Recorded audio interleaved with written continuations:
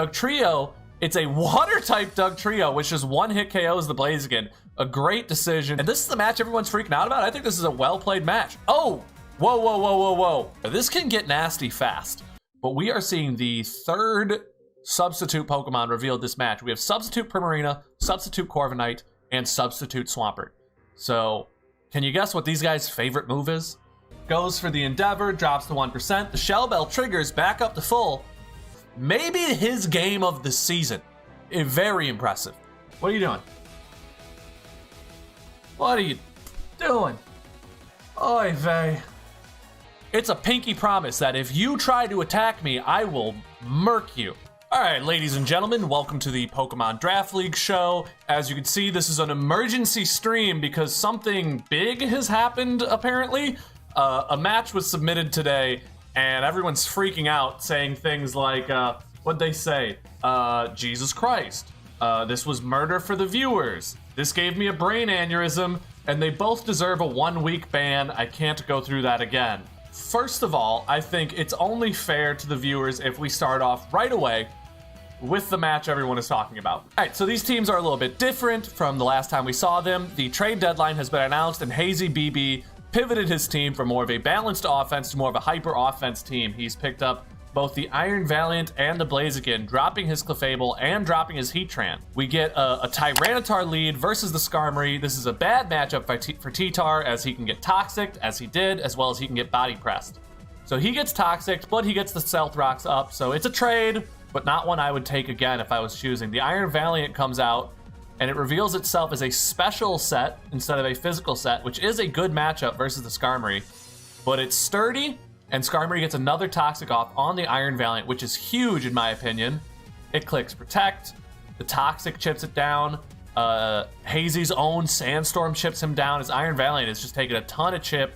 On top of the Life Orb that it was carrying, it's just not sustainable to leave the Valiant in. Looks like both players knew that, and both players switched. All right, what do we got here? So the Skarmory comes out with 1% due to Sturdy on the Stealth Rocks and dies, which is why you don't want Sturdy on your Defoggers, as you know, it just gets KO'd when it tries to come out in the rocks. So the webs are up, the rocks are up, the Giga Drain is doing next to nothing, pretty worthless, as Hazy goes for the Defog himself, removing his rocks but getting rid of the webs. I'd say that is a worthwhile trade. I don't know if doing it at that time was the right decision though, as this Galvantula can just set up sticky webs like that. You know, defogging in front of the hazard setter is not your best idea because you can quickly get stuck in a loop. So Charizard comes out, Hazy removes the sticky webs for a second time, and the Charizard goes for a Dragon Dance, while the Gliscor gets a Toxic off of his own. Almost everything seems to be Toxic this match, and a Flare Blitz just one-hit KOs the Gliscor. Looks like Charizard won't be able to stay alive for long with this Toxic and Sandstorm up, but he does manage to KO the Tyranitar. How is Hazy gonna get this thing off the field? Is he just gonna stall it out? Okay, what is the speed here? I'm assuming that was Sandrush Stoutland because it was on a sand team. And that should be easily outrunning a Charizard X, but it looks like it was maybe a bulky Stoutland, not what you want to be running on your offensive sand sweeper. As Charizard's Flare Blitz, Toxic, and Sandstorm chips it down eventually. Dugtrio, it's a water-type Dugtrio, which is one-hit KOs the Blaziken. A great decision for name, bad word. Very well done. As the Terra Blast is not doing much to Scizor, but a gigantic U-turn, almost one-hit KOing the Dugtrio. That is shocking to me. I don't know how you guys feel about that one. Let me know. As then Valiant comes out, hits a Thunderbolt, and that's GG for Dugtrio. Pheromosa comes in with the close combat. Looks like it's trying to secure a Beast Boost sweep at the end, going for the Speed Boost. As Scizor can Bullet Punch here. Yep, the defense drops. And this is the match everyone's freaking out about. I think this is a well-played match. Oh! Whoa, whoa, whoa, whoa, whoa. This is where things get interesting. So, Scizor has managed to Bullet Punch through his entire team at this point. That means that it's now Toxapex versus Scizor. This can get nasty fast. If the Toxapex has Scald, it can get a burn off and chip the Scizor down, but the Scizor might have Roost. The Scizor might Swords Dance to break past the Toxapex, but the Toxapex might have Haze or Recover. The Toxapex can't poison the Scizor. They're kind of at a stalemate here.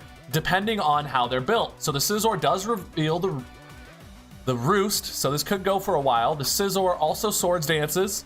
We get a double knockoff from Toxapex. You can't remove a Mega Stone, ladies and gentlemen. And we see the Haze. So if there's Recover on this Toxapex, we might be here for a while, right? He's gonna be Swords Dancing and he's gonna be Hazing. He's gonna be Roosting and he's gonna be Recovering. Ladies and gentlemen, I think we might be in here for a bit. I'm gonna put this on fast. It looks like his only attacking move is actually the knockoff, but he's only revealed 2 moves so far. It might be Toxic, which is why he might not be revealing that move. This could turn ugly fast. I'm turning it on hyper fast to see what happens here. We're just bullet punching and we're knocking off. I think Toxapex wins, personally. I think in a pressure battle, it's probably gonna win. Maybe not. Oh my gosh, this is so close looking at these. Depending on what that last move is, if it has 32 PP, then it looks like, Toxapex will win. I'm gonna start speeding up, because I think this is a PP battle here. If we had that final move revealed yet, it is Recover, which means I believe the Scizor might be able to actually win this PP battle. Keep moving forwards here. We have some chatter in the chat. We're at 110 turns. Maybe the longest game in the history of our Pokemon Draft League, but definitely the longest game of this season. That was ridiculous. 2 rivals here. We have Jorge versus Hector, 2 very close friends. Let's see how it goes. The Rain team that keeps getting better, traded into the Pelipper, which was very good for him, has, after this match, replaced the Screamtail with the Clefable, and I can't lie, I'm jealous. So, let's see how this goes for him. I'm honestly astounded to see that he replaced the Screamtail, as he's been playing so well with it this season. Well, let's see how he does with it this game. Looks like he's going for screens, gets a light screen up. I don't recommend setting screens when your opponent has a substitute up. You need to be removing that thing as quickly as you possibly can. But Primarina is a bad matchup for a Rain team such as this. It's very hard to break, but the Hurricane goes off, no confusion, more subs, and it's leftovers Primarina, so it's getting some of that HP back, letting it set more substitutes. Its Draining Kiss is doing pretty much nothing, but it is giving it a little more healing, so it can continue to set more substitutes. Primarina switches out into the Corviknight as Hector goes into the Swampert, kind of a stalemate here. Swampert goes for a substitute. Hector has been using, oh my god. Hector has been going for substitute bulk up sets, which I think is actually fairly nice versus his opponent. But I don't think it takes advantage of the high pressure, high speed, high offense that Swampert exerts under the Rain. I feel like it's wasting Rain turns to set up. As now we have sub on sub, bulk up on bulk up. This is gonna get ugly fast. So, Hector opts to break the substitute while Jorge opts to set up another bulk up. I have to say that I agree with Jorge in this situation. But what the fuck? He boosts his attack this much and then uses a specially attacking move. This is experience right here. You know, this is why it's the beginner division. We make these sorts of simple mistakes, but it's tough to see that wasting all those turns of setup just to kind of throw it away while letting your opponent boost up is a grave mistake and is likely going to cost him the game. But now we're seeing a Swift Swim Gardevoir who gets 1-hit KO'd, so nothing interesting happening there. Is this an Ice Punch Swampert? No, just another liquidation, doing 48%. Yep, you need to get out of there. Goes into the Greninja, who resists and can maybe Ice Beam. Catches the Future Sight with a Dark Pulse. So Future Sight was set 2 turns ago. It's a Psychic type move, so if you go into your Dark type, you're immune to that. So a very good switch from Hector. I'm going to give him the credit and say that was probably on purpose, although that sort of thing also can happen on accident from time to time. Because I think in both situations, that was the best switch for Hector. So that was very good. We get an Endeavor, which is doing huge damage. The right decision to switch out the Aeron, I'd say. It does not match up well versus Urshifu Rapid Strike. It's one of the worst matchups for Aeron ever. And there's a lot of bad matchups for Aeron. We get Dark Pulse KOing the Pelipper, but the Rain is up, and it looks like this is doom for our friend, the Acquitted Ace. Aeron Jaeger gets the sturdy proc. But we are seeing the 3rd substitute Pokemon revealed this match. We have Substitute Primarina, Substitute Corviknight, and Substitute Swampert. So, can you guess what these guys' favorite move is? Goes for the Endeavor, drops to 1%. The Shell Bell triggers back up to full. Do we get a Sandstorm here, getting rid of the Rain? We do get a Sandstorm, and I do get a Greninja KO. So your Shifu comes out, hits him with the Surging Strikes, and ends it. Meek Millie versus the Wonder of You. We have hyper offense, terrain offense. versus our somewhat stally Trick Room team. I'd call it Trick Room at this point. It's mostly more Trick Room than stall. Good luck, have fun, everyone. We get a Cyclizar versus Rabaska. This is a very good matchup for the Cyclizar, I'd say. Rabaska goes for a turn 1 Trick Room into the Clodsire, who gets knocked off, losing his heavy-duty boots. Is this some sort of offensive Clodsire? It seems like a waste to set up the Trick Room only to go into a defensive Mon. But I'll say he's doing a good job of getting up his spikes, getting the Toxic down on a Pokemon such as Mantine. You really want to get Toxic down on bulky Pokemon like this, especially versus an opponent like Meek Millie, who doesn't really have good status control. He doesn't. I don't see an aromatherapy. I don't see a heal beller. Maybe on the Slurpuff, but we know that Meek Millie has a habit of liking the Belly Drum Unburdened set. As Cyclizar is just knocking off the Wonder of U's entire team, he's just getting no items, no heavy-duty boots, no Black Sludge, no Lepa Berry. Cyclizar is putting in tons of work, just knocking off, but he finally gets KO'd. We get the Iron Bundle out versus the Clodsire. A dangerous decision, I'd say. Likely going for a Freeze Dry here. Wonder U goes into his Slowking Galar. I think that's a good decision. As the Ditto comes out, copies the Iron Bundle, one of the most threatening Pokemon, into the Mantine. Water Absorb, look out, Wonder View. Intelligently clicks the Freeze Dry and gets a big KO on one of the biggest walls that his opponent has. This is looking very good for the Wonder of You, a player who doesn't often perform that great, but is definitely performing at the top of his game in this match. Catches the Volt Switch with the Ground type, doing very well. This is honestly a really cool match so far. We get a Toxic down on the Tangrowth. The Wonder of You doing incredible, making me so proud right now, actually. Recovering, I mean, his team doesn't have a lot of items, but health-wise is doing great. He's got control, you know, he's got that Spike Up punishing Meek Millie switches, especially because he has no one immune to spikes. You know, in this situation, I'd rather have a Spike Up than a Stealth Rock. Maybe not with the Iron Bundle, actually. I'd rather have a Stealth Rock up. And see, we see this Belly Drum Slurpuff that I mentioned being revealed, getting poisoned, and the unaware Clodsire sitting in the back does not care about a Slurpuff. The Drain Punch, giving a little healing, but not enough to outpace the Slowking's damage. So, Hydro Pump into the Clodsire. Is it a Water Absorb? Oh, the Freeze Dry doing big damage to the Clod. Iron Bundle not even taking that much damage. Back into the Slowking, whose Regenerator is actually out healing the Iron Bundle right now, so he's doing very good with that.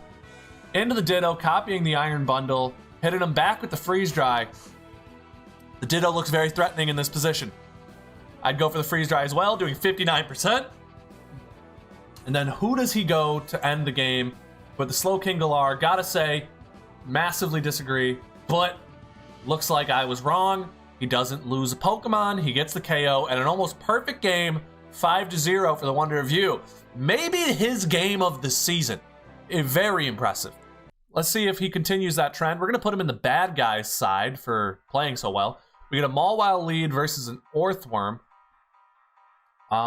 Interesting. Brick Break doing that much damage to Orthworm is honestly impressive to me because that's not a stab move, but you gotta remember Mawile is just a powerhouse. Just raw stats from that huge power, you know? And then another Brick Break, the Sucker Punch, yeah. Well done handling the substitute setter so early. That's gonna be very good for him.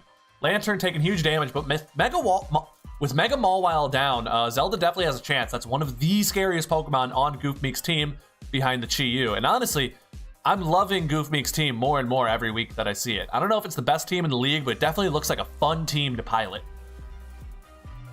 So, we get the Clanger Soul Blaze into the Registeel. Getting that Omni boost, but that's a resisted attack, and it's just not doing much. Let's see what Goofmeek has. But the Terra Fairy Registeel taking next to nothing from that Aura Sphere and setting down a Toxic. Does the Komodo have counterplay?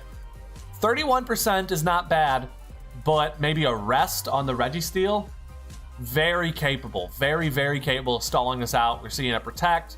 The Toxic is chipping. The time is ticking for Zelda. And they need to figure out a game plan to win fast because this is getting out of control. It is a 3 versus 5 situation. The Spectrier comes out and still not enough to KO the Registeel, who's going to probably click Protect here and stall out these Toxic turns. That's what I would do. And Zelda's just clicking Shadow Ball, Also probably what I would do. But that's not enough to KO.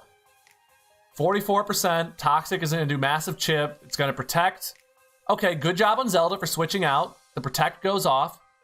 The Mandibuzz comes out. Foul play is just not enough. Registeel is just tanking.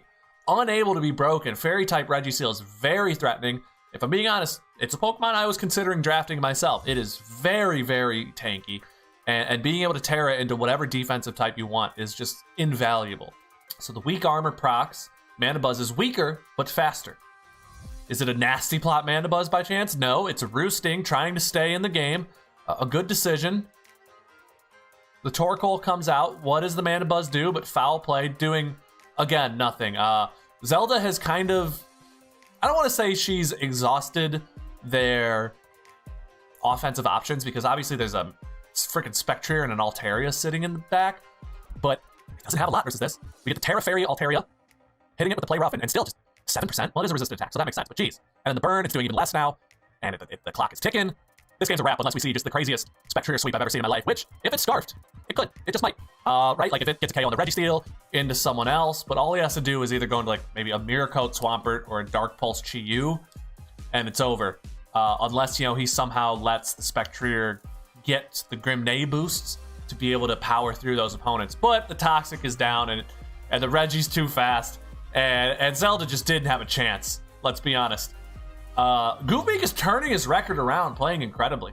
You know, normally both these players have a habit of playing their match and then messaging me, "Oh my god, I can't believe I lost. Oh, can you believe this piece of shit?" Or, "Dude, I fucking beat his ass." It's like, but this week, neither of them messaged me, so I'm very excited to see. Both these players are having their best seasons yet. For being honest, Amateur's only record might not be reflecting it, but I think he's playing at a very high level, and Cowboy is tied for first place in the entire league right now. So, let's see how this goes. We get the lead Meowscarada versus the Frostmoth, who's likely going to Terra here, but huge chip damage definitely harms it, and maybe that's a Specs. I'm betting right now that is Specs Frostmoth, which is cool. Very cool, actually. Because there's no way an Ice Beam should be doing 33% to a Rotom Heat unless it's Choice Specs. And, like, no special investment. So, Cowboy catches the Volt Switch with his Ground-type Hippowdon, who does get burnt, and gets the Stealth Rocks up in return. Body Press doesn't do much. Considering Thomas plays Cerulean, I think there's a good chance I finish first in the league. I just need to have a better differential than Thomas. I agree. Yeah, totally possible. Body Press Hippowdon's pretty cool. I haven't seen that before, but that's nice. I didn't know he got Body Press last generation. We get the Wish off. Who does he pass it off into? Uses it to safely switch into the Goldengo. Very well done. Goldengo goes for a Thunder Wave, slowing down the Charizard Y. Very nice. Very, very nice. Nasty Plot goes up. Oof. Goes for a second Nasty Plot in the face of a Charizard. Amateurs Only is playing a dangerous game right now, but gets a second Paralysis. Goes for a fourth Nasty Plot. What sort of plan does he have? It's the Akaberry Goldengo, designed to tank that fire attack. Very well done. Gets a quadruple boosted Goldengo versus the unaware Dondozo, who does not care about these boosts. Goes for a Hex and does no damage at all. Switches out the Goldengo, protects it. You should have just went for the KO on the Charizard. You should have just went for the throat, but you boosted up too high in front of a Pokemon who doesn't care, that being Dondozo. So we get a knockoff, knocking off the Life Orb on the Magearna. Very good, very good. Don't let the Alamola die here. Goes into the Diancie, takes the Thunderbolt very well. What does he do with the Diancie here? So the Flash Cannon comes off. Extremely tanky Diancie is quad weak and still manages to get Stealth Rocks up. So the Soul Heart boosts Magearna's special attack. The Rotom Heat comes in. If I'm him, I'm just overheating in this position. As he does, catches the Hippowdon. Gets a heal from the Eye of Papa Berry. Ooh. as the Hippowdon goes for the slack off. See, I would have considered just overheating a second time and trying to finish that thing off. But now both players likely going for heals here, as I'm expecting the Wish went off last turn, so is he going to keep the Alamola? Alamola goes for the Protect, trying to keep the Wish for himself. But now it's in danger in front of this very, very offensive Magearna, who gets a Soul Heart boost off the Goldengo KO. It's not looking good for the amateurs. Goes for a Flower Trick here. Critical hit, but doesn't secure the KO, as we see another special attack boost to the Magearna. I'm probably going into the Naganadel here, maybe with like a fire type attack, could be very good. Another overheat. Is this the end? Electro Web. Oof, that's not good. Maybe another overheat. How about we overheat? As the slack off comes out again, yeah, he could have overheated and got rid of it right there, right then and there. Frostmoth comes out, gets liquidated, and gets KO'd. So now it's a 3-on-5. It's not looking great, but you know, you could never count either of these players out. That's what we've learned so far this season. Thunderbolt gets revealed, gets the KO. Go into the Naganadel and just kill this thing as he goes into the Alamola. He always loves to play slow at the end of these games. The Thunderbolt keeps him alive. 4%. Protects. Does he still have leftovers for recovery? What are you doing? What are you doing? Oy vey.